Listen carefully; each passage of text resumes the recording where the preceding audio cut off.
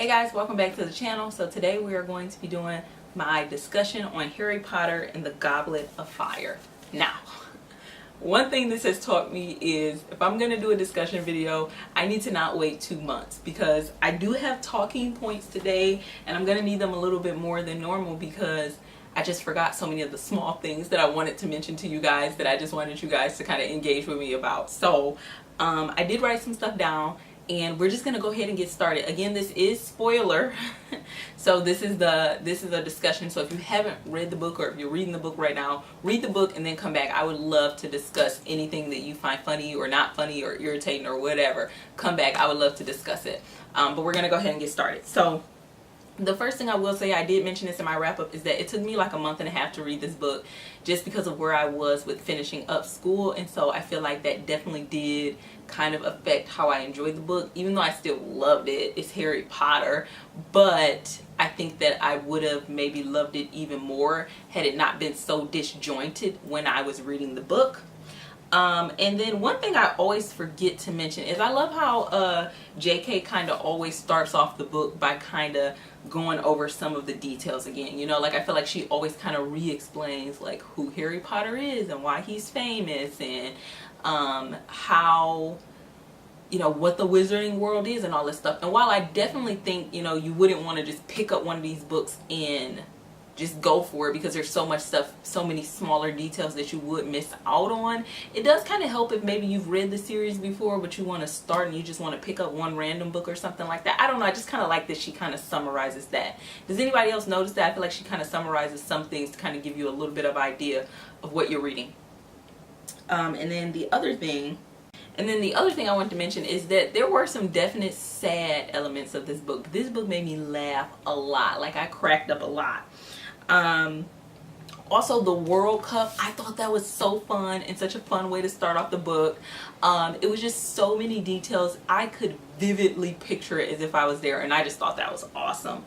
Ron and Harry fighting, I hated it so much. Am I the only one who feels like it really was more intense in this book than any of the previous books? Again, this is year 4 and I just felt like it was so intense. It drug on for so long and I could see the frustration on both ends, but I really do feel like Ron is going to have to come to terms with his family and stuff, you know. Like I feel like it definitely was coming from a place of being jealous, and I know that they're young, but I'm just like, Ron, like what Harry is famous for, no one would want to be famous for. And even though it's just a book, I just empathize with Harry so much on losing his parents. So for me, that always really is kind of a soft spot for me. And so I'm just like, come on, Ron, I need you to be a friend right now. So them arguing and fighting just really kind of got to me.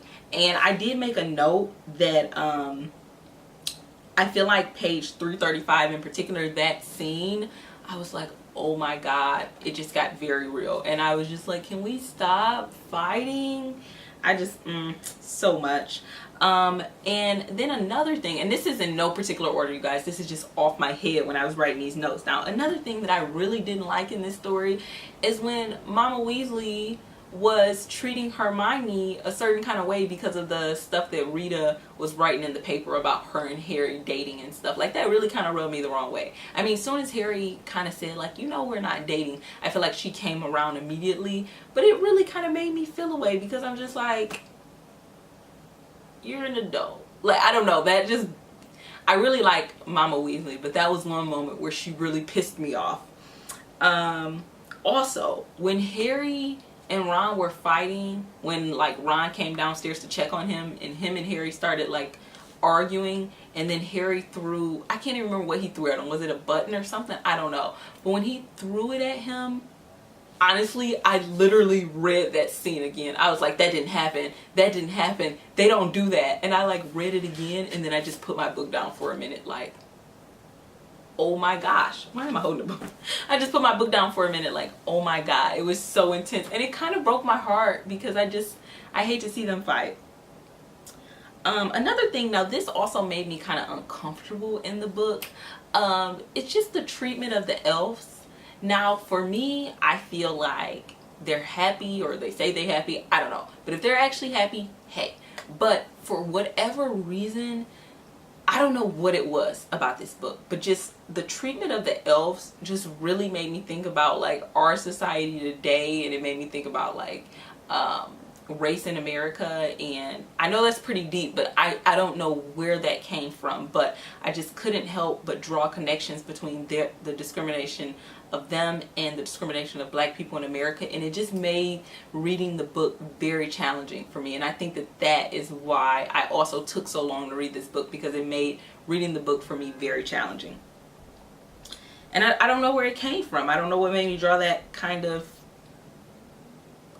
connection, but I just couldn't help but see that connection. Even in the way that elves were talking, it really made me think about, if you've ever studied African American history, if you look at transcripts of, you know, when the slaves were newly freed, if you look at a lot of those transcripts, I feel like some of the way they talk, I don't know, it just made me very uncomfortable, and I was like, what is this? And I don't know what made me draw that conclusion, because I've never felt like that before. And you know, eventually I got to a point where I was fine and I could read, but there was one point, I think when they were in the kitchen, and I was like, why am I uncomfortable with this? So I don't know. Also, on a lighter note, Dobby, I love Dobby. He makes me laugh. He's so hilarious. I cracked up when we like see Dobby again and he's dressed and he doesn't know that he looks crazy because he has on things that don't match, they don't go together, they're in the wrong area, but he's just so proud of the fact that he's a free elf and he's making his own living. And I don't know, Dobby cracks me up. Also, I feel like this book took a ton of twists and turns. Like close to the end, when we think that Harry is home free, and then Moody grabs him and kind of takes him to this other room, and then we find out it's really not Moody, and you know he's actually trying to kill Harry again. This book took some twists and turns that I was not expecting, but it really made for a really good read. Also, this is the book when Voldemort comes back, so I just can't even imagine what's going to happen in the next books, because, you know, all this time it's been, you know, maybe Voldemort is going to come back and what happens when he does come back. But he's back, and honestly, you know, I never really felt like Voldemort scared me, but honestly, the way he came back in this book, I was like, oh, it kind of scared me a little bit. I was like, oh man. And I just felt like those scenes were very intense, and I was like, okay, let's move on, let's move on. Also, Cedric dies. I'm sorry I have to look at my notes so much, you guys. I've read it so long ago. But yeah, Cedric dies in this book, and I really liked him. And I was just so, honestly, that made me so sad, and it really made me just side-eye this book. Like, why? No, no, no, no, 1,000 times no. That was one of the saddest things I think in this book. Also, Moaning Myrtle. Okay, another note that I made is Moaning Myrtle. Did anybody else think she was hilarious in this book? Like, I never particularly thought she was hilarious. Like, she, you know, there are times when she makes me laugh, but I feel like in this book, she was hilarious. When Harry was like trying to figure out one of his clues and he's in the bathroom, and then he realizes that she's watching him, cracked me up. And I'm also watching the movies as I go, but I have not watched the movie for the 3rd and 4th book yet. So I'll probably do that this weekend. But cracked me up so much. And then she's like narrating as he goes, and then when he finally gets it, she's like, yeah, it took Cedric this many times to get it. And I'm just like, she cracked me up in that scene. Like, I really grew to like her in this book. The Yule Ball, I love that Hermione felt beautiful. I really did. And really for me, it wasn't about her getting a makeover. I really hope that she recognizes that, like, the inner, like, yeah, you know, you feel good when you look good on the outside a lot of times. So that's just what it is, you know. But I also hope that, you know, it was also about just, I love me. But I don't know, I just really like Hermione. I connect with Hermione a lot. So I love that she felt beautiful, and I hope that that's something that she continues to feel, you know, because I feel like she's always been kind of awkward, and, you know, she's been picked on a lot. So I just love that she had that moment of feeling like, I'm beautiful and I love me, and I just love that, and I want that to be a thing and a theme that continues.